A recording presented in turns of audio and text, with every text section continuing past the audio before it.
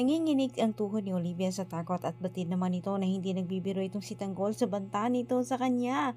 Sumunod itong si Olivia sa kinaroroonan ni Pilar para iligtas ang kanyang ina, ngunit kasamang palad ay huli na ang lahat para sa kanya sapagkat wala nang buhay itong si Pilar sa mga oras na iyon at nakahandusay pa. Galit na galit itong si Olivia kala Tanggol at Marites. Hindi pa tapos itong si Tanggol kay Olivia. Ayaw umano nitong gawin na itong running mate. Paliwanag ni Tanggol ay hindi umano sila magkakasundo nito. At samantala inilipat naman nila Tanggol itong si Tinding at Alfredo sa mas ligtas na lugar. Malayo umanong matunto ni Gustavo.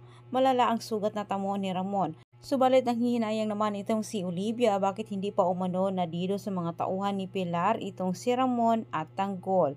Mas nadadagdagan pa ang galit ni Olivia sa mga gerero at damay-damay na si Marites at si Tanggol. Samantala, ang akala naman ni Tinding ay matatahimik na ang kanyang buhay kapag ibigay niya ang gusto ni Tinding, ngunit mas lalong lumala at gumulo. Tuloy pa rin ang pangangampanya ni Tanggol. Ito ang kanilang pinagplanuhan ni Ramon at Julio. Subalit nakahanap naman ng pagkakataon ng pamilyang Guerrero itong si Roberto para masira ang pangalan ni Tanggol sa mga tao at makuha nila ang simpatsya. Sa pagdido umano ni Pilar, gagamitin umano nila ito para umingasaw ang baho ni Tanggol. At higit sa lahat, sila na ang paniniwalaan ng mga tao. Gusto nang ipaghigati ni Roberto at Olivia itong si Pilar pero subalit sila ay kanya-kanyang paraan para maburang umano itong si Tanggol sa kanilang landas.